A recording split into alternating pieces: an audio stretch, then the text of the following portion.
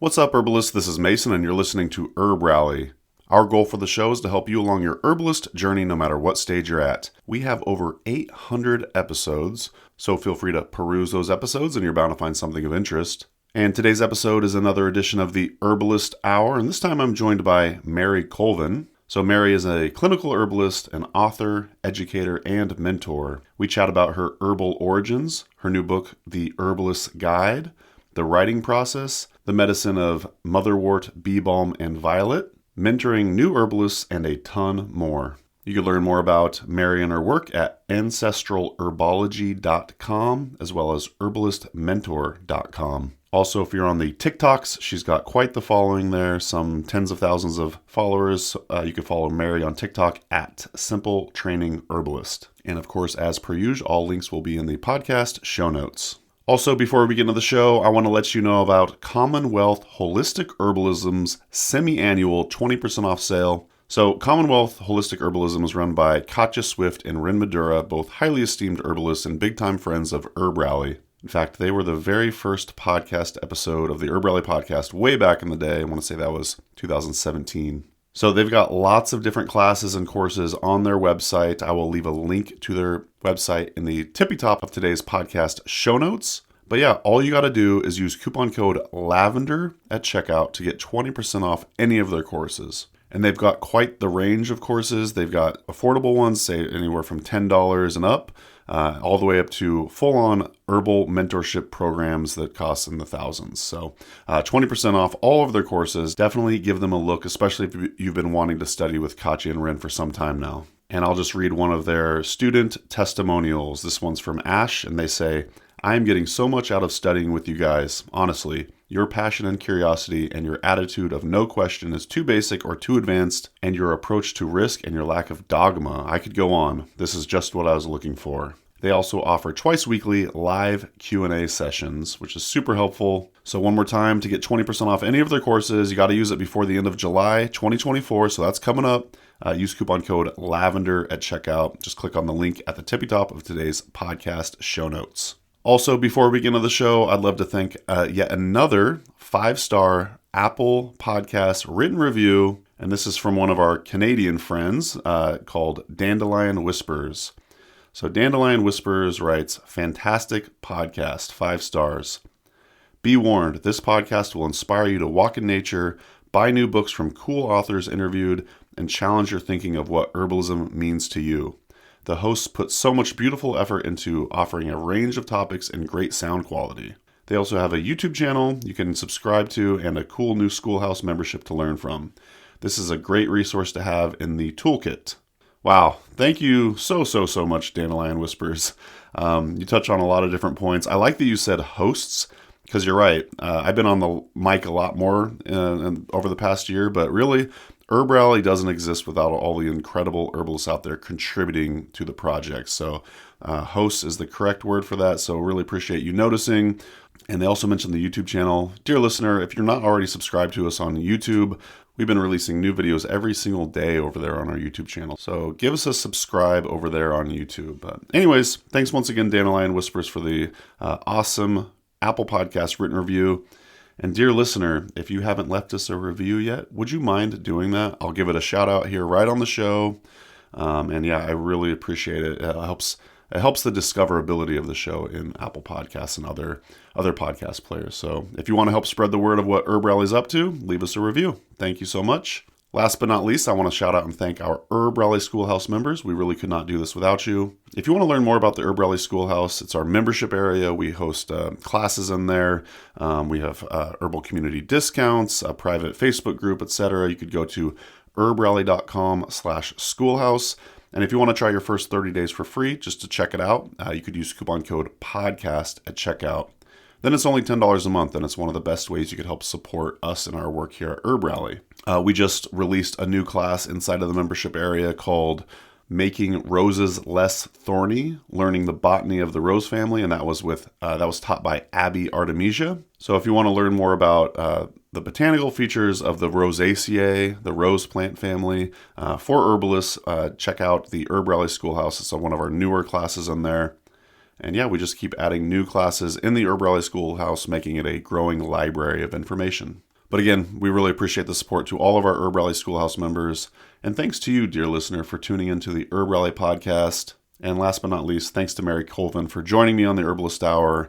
And that's going to do it for me today. Hope you enjoyed today's episode with none other than herbalist, author, mentor, Mary Colvin. Talk to you soon. Welcome to the Herbalist Hour. This is where community gather, merging the power of people and flowers, the sweet and the bitter to the salty, the sour. Oh, mommy, it's time for the Herbalist Hour. Welcome back to the Herbalist Hour. Today I'm excited to have on Mary Colvin. Welcome to the show, Mary.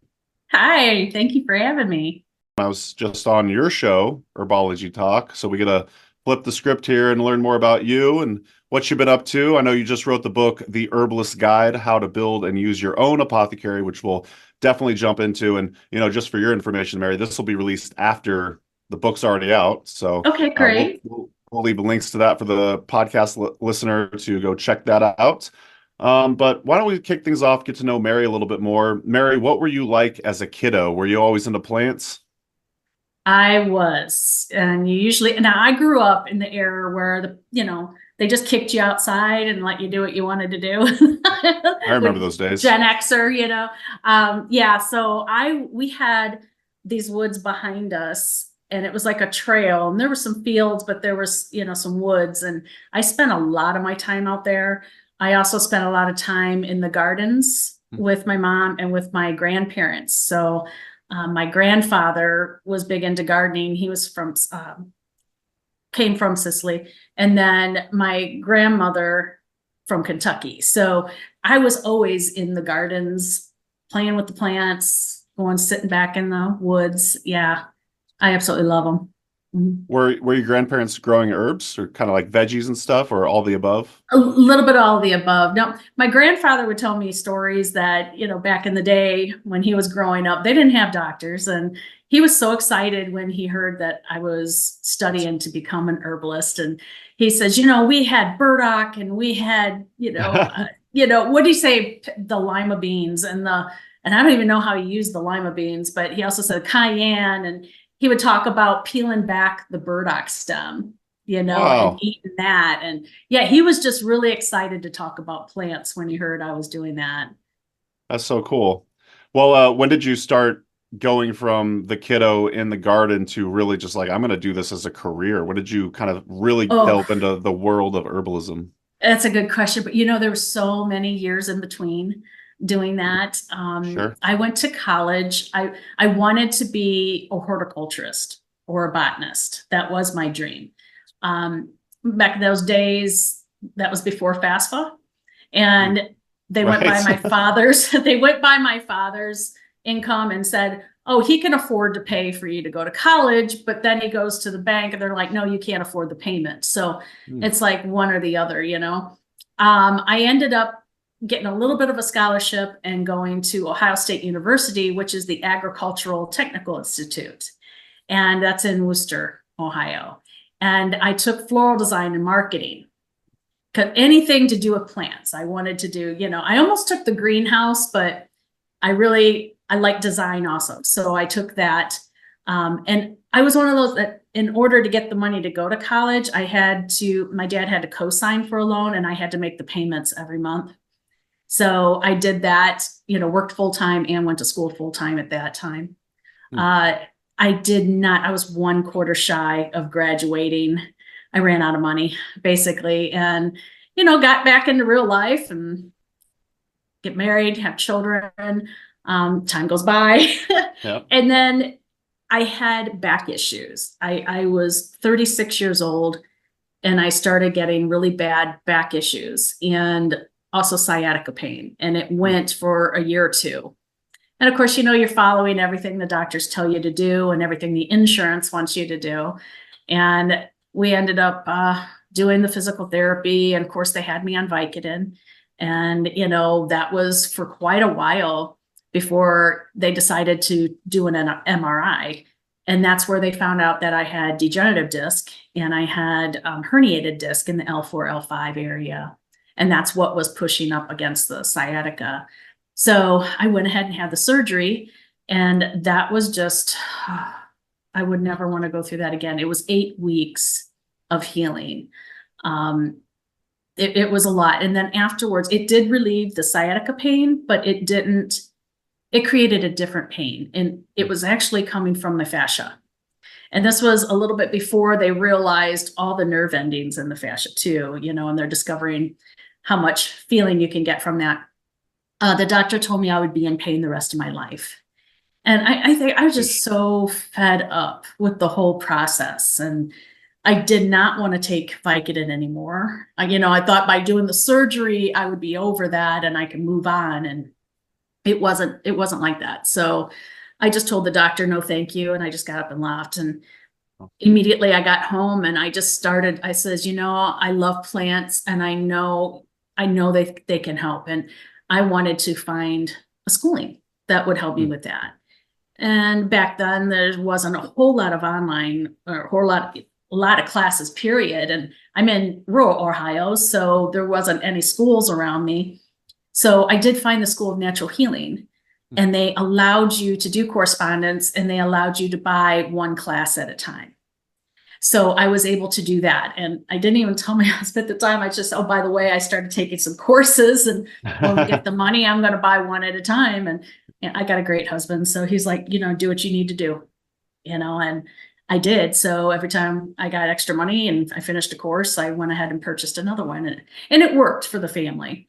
And we ended up doing some classes where you figure out your own formulas. And I developed some formulas to help me, and they were great. They didn't work immediate, but over time, I was feeling better and better, and to the point where I can garden again and I can do the things that I wanted to do. So I realized that, this is important, and I want to learn more, and I want to be able to teach people. So that's how I got into herbalism. It was a long time in between, going to college, being a kiddo, to being 36 years old or right afterwards, and started learning. How's your back pain now? Oh, it's good. It's good. Yeah. If I overdo it, I can feel some, but I think, being almost 54 years old, I'm going to have that too. So for sure. I'm finding that out too. Yeah. My knees are these days. Are you able to share? Do you recall what the formula you created was? I have, first it's called Bone and Body. I ended up making that one, and it has, Solomon seal and calendula in that one, peppermint, lobelia, horsetail, black walnut leaves in it. Is that a tincture? It is. There's a tincture and there's an ointment. So I took them both. I did both the tincture internally and directly applied it in the area that it needed to be. And then there was another one that I created, and I called it a muscle rub, but that one is in my book, actually. So this one is because the muscles were they were spasming so bad too afterwards. And so I needed relief on that. And so between the both, I had the the relief of the muscle spasms. And then I also had where I was building the connective tissue and I was repairing it at the same time. Just a quick break from the show to let you know about the HerbRally events page. Did you know that we add new herbalism events from all over the United States and the world, for that matter, on an almost daily basis? You can peruse herbalism events at herbalist.com/events and hopefully find something in your neck of the woods. You can also search by state to make it even easier to find a plant walk, conference, or class near you. And we also list virtual herbalism events as well. Check those out at herbalist.com/virtual. And again, for the in-person events, go to herbalist.com/events. All right, back to the show. Well, herbs do work. I always say we're not doctors and we don't play one on the internet. So of course, seek, advice from a qualified healthcare practitioner, but still, that's so cool that you were able to heal yourself. And to this day, it's pretty manageable for you. I love hearing that. You said your husband is awesome and very understanding. I'm kind of curious though. I'm kind of curious though, like when you first really started delving into herbalism, did he kind of think it was a little weird, or how was that? He knows I'm a little weird, so it's Totally. It's okay. I've always been, and I said this to Jesse, you know, I'm always outside the box, or I think outside the box, you know, Yeah. and he's used to that. Yeah. But he's a good guy, you know, and he wanted to make me happy, and he knew that I was in pain for so long. And if this can help you, then by all means, you know. Absolutely. I'm sure he's been benefited from you being an herbalist in numerous ways over the years as well. Absolutely. Now he might complain about it at times and about The funky taste of taste, some yeah. of them. Yeah. Absolutely. Yeah. Well, you mentioned what is that, Dr. Christopher's school? Yes. Yeah, Yes, it that's is. right. Yeah. Mhm. Classic. Well, curious who some of your other mentors have been. I've always been fascinated to learn about folks' lineage and whatnot. So who else have you studied with? Let's see. I took a lot. Went to the American Herbalist Guild, and I followed, you know, a lot of the webinars there at the free public webinars. And as a member, I did those too. So I would say there's a lot of people, you know, from those that I learned from, but also Margie Flint was a huge aspect for me getting into clinical herbalism. And Matthew, she had a clinic in practice. I can't remember if it's called clinic in practice. It was a whole week. And I went from Ohio and I went over there to Marblehead, Massachusetts, and sat at her feet along with Matthew Wood and Kay Parent were there. And we were able to sit through some consultations, and it was fascinating to me, you know, that especially, you know, she does diagnostic, like not diagnostic, but differential assessments and, you know, reading the body. And he did pulse taking, and it was just so fascinating. And to watch the questions and how they came up with, you know, the recommendations for that client, I knew right then and there that I was going to be a clinical herbalist. And so I went back a second time and studied from all of them too. So I did two separate ones with them. And then eventually I asked Margie if she would be my mentor, and you know, she wouldn't give me an answer right away. She was busy, and she finally called me back and she said, yes, I would like to be your mentor. And so because of the distance, I was already seeing clients too at that time. And I've actually been seeing clients since in 2012, especially with, you know, your family and friends. And I just didn't actually do it as a business and think about getting into the clinical training part of it, you know.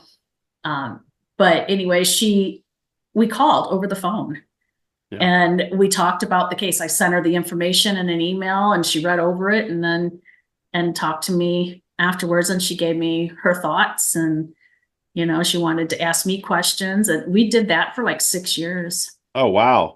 Are you still doing that to one degree or another? No, we just call and talk. We're more friends now. Yeah. But if I do have a question, or if I come up with a situation that I'm not sure of, I will give her a call.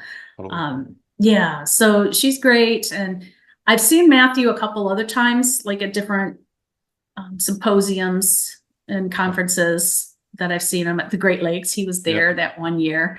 And then both of the Leslies. Okay. Leslie Williams and Leslie Alexander Right. Are two other mentors of mine. And, you know, between the three of those ladies, it's so different in how each one practices.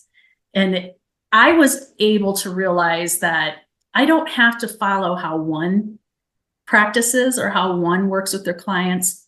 I can develop what feels right to me and develop my own way of working with my clients. And, you know, I love the fact that you can learn from different mentors and, you know, and come up with your own practice and solidify it that way. Absolutely. I love that they're affectionately known as the Leslies, and I know immediately who you're referring to. Yeah, I would say they're regulars at the Great Lakes Herb Fair, as are you. And you mentioned Jesse, presuming you're talking about Jesse Wolfharden earlier. Yes. Awesome. And we're referring to the Good Medicine Confluence. I'm getting all these events mixed up, which you'll be at this year. You were just on the Good Medicine Confluence roundtable with me last week, so that was super fun. Awesome. Well, you also recently started a a podcast. Well, actually, I want to say it was August 2023 you started it. Yes. And it's called Herbology Talk. So, dear listener, if you want to go ahead and pause this, go subscribe to Herbology Talk on your podcast player of choice. But curious why you started that and what the listener can expect from your podcast.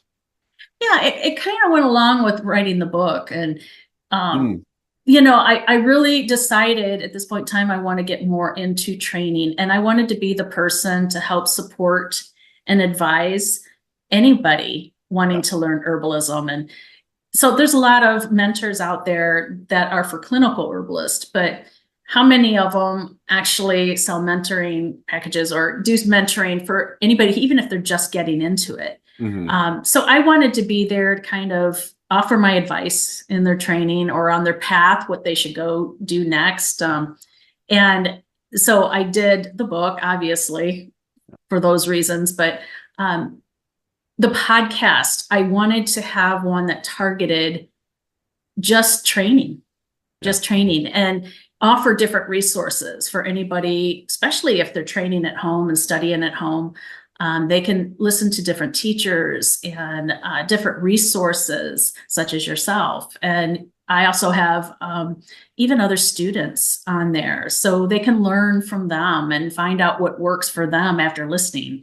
And, you know, it's a trial and error, but as the study is, you know, it's finding your people and finding the teachers that you want to study from. And so I thought Herbology Talk, we're going to talk about herbology, and which is the study of herbalism. Yeah. Absolutely. Well, I had the honor of being a guest maybe a month or so ago. I'll leave a link to that in the podcast show notes. But you mentioned the book. We mentioned the book, The Herbalist Guide, How to Build and Use Your Own Apothecary. Kind of Yes. before we get into the details of the book, I'm just kind of curious how the writing process went for you. Was it enjoyable? Did it take a long time? How did that all work out for you? Is 9 years a long time? That's a wow. Okay, That's a so damn near a let's decade. let's just say that I started, the idea hit me 9 years ago. And I got memories from Facebook, and it says, well, I guess I'm writing a book, folks. And I said, it's been 9 years. Oh my gosh. But it wasn't a consistent writing. You know, you had an idea, you kind of put an outline together, and that I started writing, and then life gets in the way. I know my son was in a car accident when he was 17, and, you know, that took some time off there, and just everything happens. And so I get back to it when I really wanted to get back into it, and I decided to get the book proposal together, and I had to learn how to do that. So I did some research on how to do that. And then I had a client who it was actually Heidelberg professor in English. And I asked her if she would edit my book proposal. So we worked together on that. And then I had to learn how to write a query letter and, you know, find an agent. And, you know, once you found, which that's a whole experience in itself, and the time it takes, you know, and you don't hear back from them right away. It could be months and months. So it could take a year just to find an agent, and then the whole process of finding a publisher. And then they said, okay, here's the time you got to have it done. And then you get back to writing. And it's the whole process took probably 9 years. But yeah, it was a learning experience. And yeah. How was it working with the publisher? Was that from memory, Skyhorse or something like that? It's Skyhorse Publishing. Wow. Yeah. All right, cool. How was that? You did good. Thanks. You know, I was actually amazed. I had a really great editor there. And you know how you hear horror stories, you know, from some people working with publishers, and I was so afraid they were going to cut so much out of my book, you know, where it's not going to look like my book. My book started out at 80,000 words, and I had to cut it down to 65. Okay, and not that too was shabby. before I turned it in. So I originally had like some like quizzes in the book where you can kind of see what kind of information you retained after each of those. So I had to get rid of those, and I had to get rid of a botany a larger botany section out of there. But other than that, they really didn't change a whole lot. They kept in all the information. And if there's something they did want to take out, I explained why I wanted it in there. And she agreed, and she says, okay. And so I really actually had a pleasant experience through this process. So with those quizzes and the botany section, I suppose you theoretically could repurpose those for other projects of yours. Have you planned on doing that at all, or? Yes, I have actually. So I know we're going to be talking about it later, but the herbalistmentor.com, that is a website that I'm using specifically for training and resources and mentorship. And I'm going to be doing a series of videos that are going to be demonstrating the exercises in the book. Yeah. So for those that are more visual learners, and then I was going to offer as a bonus the quizzes, so that they could, as a side bonus if they wanted that. The botany section probably will become part of my course. There's going to be a course added in the near future. That is going to be an extended version that just going to keep going from my book. Gives you a little bit more information, some more herbs, the botany section, and that couldn't get in there before. Yeah, I love when authors create courses based around their book. Like you said, sometimes people are visual learners. It's just nice to be like an addendum to the book. Also, I really think it's neat that you wanted to go to school for botany, back in the day, and you're still studying it. You're still fascinated by it, and you're creating content around it. So that's pretty awesome. Absolutely. And then the other thing on that website too is I'm offering free memberships. So anybody can go there, and right now I've got 4 videos up that are like presentations, and they're going to teach different subjects in there, but one of them is navigating the study of herbalism, which I have been sending all my students to view that one right there before they proceed to, continue their education, because it's a really good way to think about what is it you want to get out of your education? Who do you want to learn from? What are your goals? What is your end goal in learning? So that's a great one for anybody to watch. I don't even care if you've never gotten into herbalism before, or it's beneficial for those who have been studying it for a while too. There's some other ones in there. I'm trying to think what else I had in there. I think one of them was fatigue and insomnia. So I talk about the different causes of fatigue and insomnia, but there's like 4 of them right now. There's going to be more. I'm going to add as I go along. So yeah, those are, and then I'll add some plant walk video series, I think, in there too. And yeah, just kind of help anybody who's especially studying at home. Yeah, I just signed up earlier today before we jumped on the call, and I'm looking at the help in herbal training video. It looks like it's like a 45-minute long lesson. That's very in depth. And then just for the listener, I'm looking right now, and another one is help in herbal training, self-improvement for the herbalist, and then I see another one called self-improvement for the herbalist. Maybe it's like a 2-part series or something like that. Oh yeah, dealing with I don't think so. Dealing with fatigue, insomnia, and then building your clientele. There you go. What is clinical herbalism? So awesome! That's a great free offering for the listener, and I'll be sure to leave that in the podcast show notes. But your fingers on the pulse. We'll get more into herbalistmentor.com later on in the conversation. Sticking to the book though for now. What would you say is the overall thesis of the book? Yeah, it's really an at-home course. Yeah. I really think it is, just when you come down to it, it's going to give you hands-on training. Yeah. Because you can go to all these classes, you can read all these books, but until you get that experience is the best teacher. And, I wanted to help guide them here, because it can be very overwhelming learning about herbalism. And so I wanted a book, and I wanted a course that would step them through each subject. Here, learn this first, then you want to learn this next. And in between, I'm going to offer advice. And then there's exercises after each chapter that kind of goes a little more in depth, and you can go, stop the book and go do this, and then it's also going to help you build your apothecary at home. So if you follow every one of the exercises, by the end, you have created your own apothecary. But not only have you created it, you are going to know how to use it.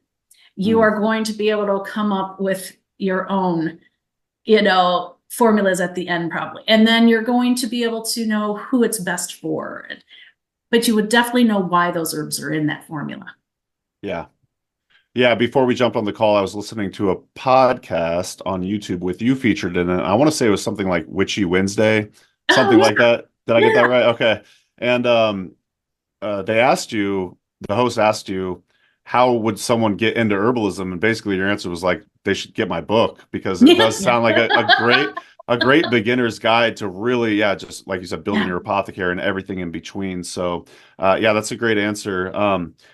I read that there's 35 herbs that you cover in your book. Yes. And just kind of curious, it's kind of like asking herbalists what their favorite herb is. How did you, narrow it down to 35 herbs?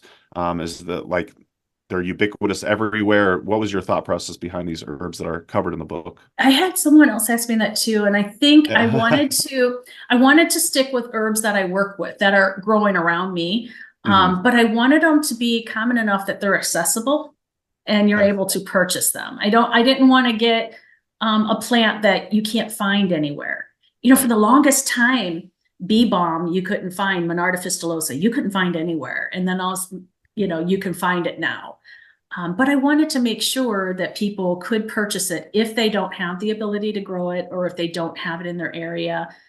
So I wanted to choose that, but I also wanted to base all the formulas. The first section of formulas contain just those 35 herbs. So you don't have to go purchase anything else in order to build those and make those herbal preparations. But the second herbal remedies that I have in there, I have other herbs that aren't in those 35 that you could take the time and research and understand that herb and know why it's in there before working with it. But I think accessibility Totally is it. You mentioned bee balm, Monarda fistulosa, and I grew up in Oregon. I never really felt like I saw it very much, but then moving out here to the Midwest, it's everywhere, and I absolutely adore that plant. You're right. I don't think when I worked at Mountain Rose Herbs that we sold that plant. No. And you're saying it's available now, and I'm just kind of curious, where have you seen bee balm for sale? I could have swore it was Mountain Rose Herbs. Yeah, that maybe said it they is. have it now. I could have swore it was. Yeah, I'd have That's to check awesome. in on that, but they probably had enough requests for it. Okay. Because it is such a great herb. After this call, I'm gonna have to go check that out. Yeah, definitely. I'm pretty sure. Now you're making me want to double Well, we check. can look it up right now if we want. Let's see. For sure. Trying to think, where did I find that? Oh yeah, it looks like they do. Do they now? Okay, so I was right. All right. Yep. Bee balm. I'm not losing my mind. Yeah, so maybe I'm losing my mind. Maybe we did sell it and I just never realized that, they sell hundreds of herbs. Okay. This is recent. Right. This was recent. Yeah. I wonder what's happening with the popularity of bee balm. That's so cool. And that's an interesting plant for me. And I've told you before that I had a special connection with that plant because it was, again, now you said you saw it everywhere when you came to the Midwest, and I lived in my previous home. I lived there for 14 years, never once saw it. And I even had like 150 acres across the street. And it had wetlands and it was like a park, and I never saw it there either. And one day I just looked up and there it was. And because I've been looking for it everywhere. I was like, oh my gosh, there it is. I was so excited. And this was like partly just right off the road. So I wanted to get some of the babies and move them over into my yard, and I grew them in my gardens. And then when we ended up moving, we had a natural gas pipeline go through the backyard, it was like a 36-inch diameter gas pipeline. Wow. I wasn't staying there. So yeah. Wow. We moved. Yeah. I refused to stay within 300 feet of that. So 36 inches. It was quite big. Wow. Yeah. And it was called the Nexus gas pipeline. Okay. So we found, and I don't know how I lucked out, but we found 9 acres in another town. and it had the woods, it had the river that going through it, and it had a prairie area. So it had all these different areas. It was perfect for what I needed. And my husband loved it too. So we built our house here.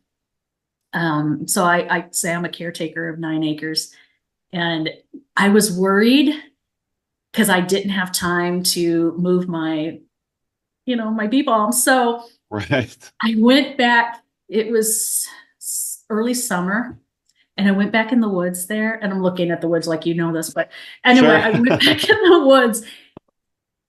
Oh my gosh, the amount Really? of monarda fish, because it's kind of dappled light in Mhm. between some of these woods, and it's just so much purple. It was just, there it was. Yeah, I just believed at that time that when it comes to you like that you're supposed to use it, it was meant for you. And so I've worked a lot with bee balm, and I call it in the book sweet leaf because that's what Margie and that's what Cool. Matthew Wood call it, so I Huh. learned it by listening to them. And the time I worked with it, gosh, I use it in just about everything. And yeah, it's one of my favorite herbs. I have not heard the common name sweet leaf before. I Haven't love you? that though. Yeah, that's Yeah, great. I guess it's indigenous, the name, Okay. came from indigenous. Yeah, so, Sure. but I don't know, that's what Margie and that's what Matthew called it, so that's what I Yeah, learned. I keep waiting for a listener to call me out and be like, Mason, Monarda grows everywhere in Oregon. And I no one has said that yet, and maybe it does, but I remember the first time I saw it, it was August 2015. We went to the it was the Mother Earth News Fair, and that was in Wisconsin. And I just saw it just everywhere, and I just got so excited. I was like, what is this plant? Because I didn't really know it. And then, I learned it was bee balm and just got super excited. And then, lo and behold, moving here to Wisconsin just a couple of years ago, now it's everywhere. And I just adore that plant. You said you use it in a lot of different ways. Can you share some of the different ways you like to use it? Yeah, I use it. I add it to my fire cider for sure. Oh, great Yeah, idea. I love the taste that it adds to the fire cider, and I use it in my cooking. I love drinking a cup of tea, a cup of, a warm infusion an hour before bedtime. It's not necessarily sedating, but it's relaxing. It's so relaxing when I've had a stressful day. I can literally feel my shoulders just. Yeah. And when I look at the plant, I see the petals go in all directions, and I immediately thought about your nervous system, how it goes and connects to everything. So I thought of it first and foremost as a nervous system, as a nervine. Little doctrine of signatures there. Yeah, little doctrine of signatures. Nice. I love the idea for the fire cider. I'm presuming you're using the leaf for that as opposed to like the Yes. flowers. I actually use both the flower and the leaf. I love nice. both of them. Mm-hmm. Okay. Yeah, a I want little to say pungency in there. we did exactly. Yeah, we did a video with Kyle Denton. We went on an herb walk with him, and that was one of the plants he talked about. And I want to say he called it like something like a pizza spice because it's got like that nice flavor to it. Very pungent, yeah. Yeah, absolutely. Well, so 35 herbs in the book. Bee balm is one of them, correct? Absolutely. How about you were also telling me pre-call that another plant you're fond of is motherwort. Can you tell us a little bit about that? Well, that's another one that I think came to me. But this one came to me in my dreams when I was living at that previous house too. And I was just dreaming of harvesting it because it was across the street. And at that time I woke up and I said, oh, I need to go harvest that herb. It is time. And I immediately went over there when I got up and I harvested it. I put it in my jar, filled it with alcohol, and, came back. So I had my tincture going, and then I grabbed some to dry. And not 30 minutes later, a tractor came by and mowed everything down. And I was like, huh. Well, all right. Mary to the rescue. So, yeah, well, I just, again, felt that was another one that says you need to work with me. And I did. And, I work a lot with that with my clients too that are needing it. Okay. Yeah. How do you kind of look at the energetics of motherwort? Well, it's definitely a warming herb, and it's dry. And, but it's also nice heart tonic. And there's so many different applications. And Menagogue, it's, working with the nervine, and it can help to balance, the hormones. And so there's many different types of applications Yeah. to be used with it. Were you saying that it was just kind of growing weedy over there in the field, or because that's Oh, another one where I've yeah, had to it's everywhere. intentionally grow it? Really? Well, all it takes is one, and then Right. it's a mint, and Yeah. I, True.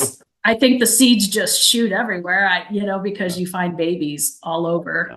Yeah. And I found that out when I grew it for the first time. And, Okay. the next year there was babies galore everywhere. So you're definitely, all you need is one plant. So you're thinking I could find some motherwort in my neck of the woods too? I don't see why not. Yeah. We're planning on growing it this year. So, And a lot of so it times sounds like it'll spread. I find it a lot of times on edges of the woods, the side of the road. Right. You find them at, if you have like trails, sometimes you see them in the sunnier parts of the trails too. Sure. Mhm. All right. Well, let's move on to the third and final plant that we'll chat about. And motherwort, bee balm are both in the book. Is violet also in the book? Oh yeah. Awesome. Yeah. Let's hear about your love of violet. It's heart medicine for sure. I will go out there and I will sit down because it's all over on this land. Mm-hmm. And it's in the woods, it's in the prairie areas, and there's so many that I can literally just sit down and just pick my share. Mm-hmm. And I love the gentle fragrance of it. And I collect both the flowers and the leaves. And when I dry them out of direct sunlight and, in a cooler area. And the purple, it stays purple. And it's just beautiful. The flower does. It's just beautiful in the jar, throughout the year. And I can open the jar and I can still smell that fragrance. And that's another nervine I love. I love it too it's more of a moistening. It's a cooling and moistening herb, and especially with the respiratory system and the lymph system. I use it a lot with that. I drink a lot of the infusion, and I do have it in tincture form. I make an oil also that I use as lymph massage oil. That's cool. I like also. And I even used that one time when I broke out in hives. So urticaria, I broke out, there were some hives like around my mouth, and I don't know, I still to this day don't know what caused it because it never happened again. But I immediately just went over and got the violet oil and rubbed it on it, and it went down. So definitely anti-inflammatory, and it's also, I think a lot of it had to do with stress at the time. I think it's very possible. But yeah, there's so many different applications of violet, and I make sure I collect enough to make my oil, to make my tincture, and make enough to dry throughout. So I have it throughout the rest of the year. You mentioned you drink it in infusions. Do you kind of look at that as like a nourishing herbal infusion? I do. Not only nourishing, but, just support of the nervous system. And, especially in the drying in the winter too. I love, because you have that moistening capability. And yeah. That's one I really want to get into. And I know I've said this on the podcast before, but yeah. All right. So Mary, next time we talk, ask me if I've made a nourishing herbal infusion. I will. Hold me accountable because I need to get on that. I'm just so drawn to the plant now that I live in Wisconsin. It's the Wisconsin state flower, and they're just everywhere here. I see them popping up in our yard now. So very exciting stuff. A lot of people make syrup with it, but I don't really go for making the syrup as much as I want the medicinal applications, and absolutely, and a lot of times I will combine it in formulas to balance out a formula with its energetics. Yeah. Awesome. Well, I'm stoked to give it a try. I think I've had it when I worked at Mountain Rose Herbs again, because I used to get just bags and bags of herbs when I worked there. But it would be nice to actually just make my own, harvest my own, make my own. So that's what I'm going to do when the time is right. We're recording right now on April 2nd, 2024. So any other aspects you'd like to talk about the book before we kind of move on? You want to talk about the book? Let's see. So I have it in sections, like I was talking about, to talking about getting into herbalism. And, I definitely in the introduction, let everybody know how I got into it. And then I start with like the medicinal actions. And then we also talk about energetics, which I think is lacking in a lot of beginner herbal books. But I really feel that every herbalist, even beginner herbalists, need to at least understand the concept. Mm-hmm. They don't have to be proficient in it, but they need to at least understand that concept. And so that's why I added that into the book. But then I talked about combining both the energetics with the medicinal actions. So I wanted to kind of get away from the thought when they're learning herbalism that here's this herb for this condition. That's not how herbalism works. You know, you want to give an herb for an individual or for the tissue states, you know, and the actions that it's needed. So I kind of talk about how you want to combine the herbs and medicinal actions and energetics and how you choose an herb. So that's one of them in there too.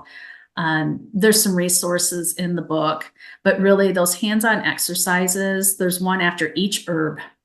So you get a chance to work with every single herb that's in there. And you have a chance to try different herbal preparations with them too. And I even talk about, let's compare. Hey, go get some skullcap, make a fresh tincture, then make a dried one. What difference do you feel? You know, I want you to come up with your own, not what somebody else says. Somebody else says it's best used when fresh. Really, is it? Or, you know, is that what you came up with? And so I kind of get them thinking a little bit outside the box. Totally. Yeah. Yeah, I love that it almost sounds like you have homework assignments after each herb that they're learning about, and then they really get like I say, it's a course in a way, you know, at home, but yeah. It'll be really cool after the book's been around for a while, and you know, someone comes up to you at the Good Medicine Confluence is like, oh, you know, I did all of these activities and you really like changed my life. You changed how I see herbalism, plants, and the natural world. That would be amazing, because I really feel that it should be, everybody should know even the basics of herbalism, because you really don't know what the future holds and, you know, when it might come in handy. Absolutely. Yeah. Well, where would you like to send folks to purchase the book? Well, we have Skyhorse Publishing you can go to. It's on Amazon. It's at Barnes and Noble. If you don't like Amazon, Target is having it. I think there's a lot of different bookstores that are going to have it too. But yeah, if you like purchasing online, you can go to Amazon or Barnes and Noble. And like I said, Skyhorse Publishing has some indies that you can purchase from also. Awesome. So we mentioned these events a couple times: Great Lakes Herb Fair, Good Medicine Confluence. Are you going to have a table at those events where you're going to sell your book, maybe sign them and stuff? Yeah. Awesome. So in May, I will be at the Midwest Women's Herbal Conference in Wisconsin, and I have a table there. And then in July for the Good Medicine Confluence, I'll have a table there. And I also have one on teaching at the Great Lakes Herb Fair again this year. So I'll have a table there too. Yeah, for sure. Okay. Are you teaching at the Midwest Women's Conference this year? Yes, I am. I'm talking about invasive plants, and then I'll be doing a plant walk there too. Very cool. 3 events in 1 year. That's yeah, you'll be all over. The life of a newly published author. Yeah. What we won't do, right? Yeah. Exactly. Well, so we chatted a little bit about this earlier. It's your Herbalist Mentorship Program. And just for the listener, it's herbalistmentor.com. And there's the free courses. Can you tell us a little bit more about what you got going on there, and who's a good person that maybe you want to check that out? Who are you trying to target with this website? I'm targeting anybody who's a student of herbalism, and it doesn't matter what level you're at. So there's something for everyone, I think. Like I mentioned, mentorship packages. I wanted to be that mentor that can offer, you know, my advice and, you know, let somebody have some time with me to ask whatever they need to ask and help them on their way with their learning journey. And then of course we'll have the free membership. I've been offering, you know, adding some different ones there. I'll have that course later on, as well as some different video series that you can purchase as well. So I know this is a huge topic, but you seem like a good person to ask. What would you say the steps to becoming a clinical herbalist are? You kind of break it down. Yeah, I mean, you definitely need to know the basics of herbalism to get started with. And then you can go to the American Herbalist Guild. Actually, they have some of their criteria for becoming a registered herbalist. And that's a really good thing to go by. to be a clinical herbalist, because that's what a registered herbalist is. You know, it's a clinical herbalist that has the training and the experience. So kind of follow those, but you definitely need anatomy, physiology, some biochemistry would be good too. Nutritional therapy. I went to Portland Community College. Oh, cool. And KP Khalsa. So that's another mentor. I guess I could say KP Khalsa taught that course, and that was a 2-year also. And there was a lot of information, and he kind of talked about Ayurvedic as well as, Chinese medicine too. You got a little bit of touch of that too, along with understanding nutrition. So all of that you need to kind of get a basics in, and it's definitely helpful if you learn botany, and understand the identification as well. And, understanding not only the body, but also the diseases and, how they work and how they're imbalanced in the body. And then you're going to need some mentorship and some, clinical hours as well. But following that American Herbalist Guild, that criteria is a good start. Hey, Mary, where does someone find a herbalist mentor? An herbalist mentor? Maybe go to herbalistmentor.com. But, for those that are in clinical herbalism too, that want a mentor for clinical herbalism, I do offer case reviews. Okay. I do offer where they can sit in on my consultations and through the follow-ups also. And I also mentor in applying to be a registered herbalist for the American Herbalist Guild, if that's something that you want to do, which isn't something that every clinical herbalist needs to do. But, if that's your choice, then I can help you with that application. Okay, so they get the foundations in herbalism, they learn botany, they learn anatomy and physiology, all the above. What does it take from, like, say, someone who wants to make that leap to just starting their practice? What kind of advice would you give to someone they're ready to become this clinical herbalist, but they're not feeling confident yet? Well, that's when you want to reach out to a mentor. For sure. For sure. That's what they're for, yeah. Yeah, that's what they're there for, and they can help guide you into some additional studying time and differential assessments. That's another area that you want to learn something about too. But they can help you with that. And I always think it's beneficial too if they write down everything that they've taken too and keep track of that. And that's always beneficial for later on down the line too, for if you want to show your, mentors as well. How was that transition for you when you first started becoming a clinical herbalist? Was it easy? Was it difficult? I would say it was easier because we talked about how wonderful my husband is. Right. It helps to have a supportive husband. He let them come in our house and, Right. not let them, but, he was okay with taking off and go doing his thing and go playing volleyball or something while I had a client there, and or taking the kids to the beach or something, to kind of get them out of my hair so I could sit down with the client. And but I think the biggest advice I can give you is if time is an issue, you don't know how you're going to working full time and seeing clients, is just set some time aside. Yeah. Say, okay, Saturdays are the days I'm going to do that. And you could go around, you can watch that building your clientele in the free membership, and you could start taking advantage of marketing yourself and then go from there. What percentage of your business these days is clinical herbalism? So like a third, or? I would say, about a third, roughly.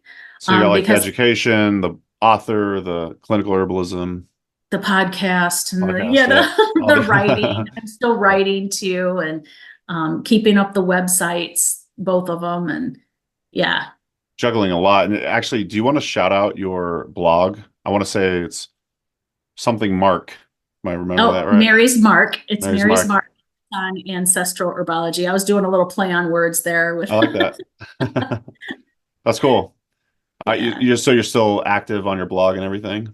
Yeah, I'm not as update as I like to be once a month, but I try to keep. I think I put one up there recently. But there's a lot of articles there that they can look through. Yeah. So you're from Ohio, correct? Yes, I'm from Castelia, Ohio. Okay. Mhm. Curious how you've seen the Ohio herb scene evolve over the years. You know, in the area that I'm in, it's really modern medicine, a lot of modern medicine. And I think over the years that I've been here, because before people were like, you know, they would look at you like, oh, geez, she's an herbalist, you know? What is that? Yeah, what the heck? She's weird. But then more and more people are getting in the natural scene. And then you see more health food stores popping up, and there's the essential oils. I think that interested a lot of people, even though that's not the same as herbalism, you know, exactly. In the natural side. So I've seen more there, but of course, watching over the years, all the schools that pop up and all the new herbalists, and, you know, the increase in the number of herbalists. And of course, then there's social media, right? That's flooded, you know, with a lot of different herbalists. And yeah, and so I've seen it grow for sure. How close are you to the Ohio Herb Center? Okay, I'm Midwestern, so I'm gonna say in time. It's probably a couple hours. Okay. That's Yeah. the thing, isn't it? You Rather don't than do by saying miles. miles, Yeah. I like that. Yeah. Awesome. Well, that's a place I still definitely want to check out. And you interviewed someone from the Ohio Herb Center on your podcast. Amanda right? Ferguson. Yeah. That's right. Okay. Yep. I've emailed with her before. Yeah, Very she's cool. great. Yeah. Awesome. Well, what's next for you, Mary? You wrote a book now. Are you going to write another book, or what are you going to do? I am going to write another book. Yeah. I've been writing for Plant Healer magazine too. Nice. I have a quarterly column there called Healing the Way Nature Intended. So I do like writing. Yeah. I do enjoy it. Awesome. Yeah. Any other projects you want to shout out that's coming up, or are you just really developing herbalistmentor.com? That's kind of where my focus is going. Yeah. Is developing more in that, and keeping up with the mentorship packages and writing and the clients and Never the bored. Conferences. Yeah. Love it. No, never bored. Well, awesome. This has been a lot of fun getting to know you more, Mary. Any closing thoughts or anything before we wrap up and get out of here?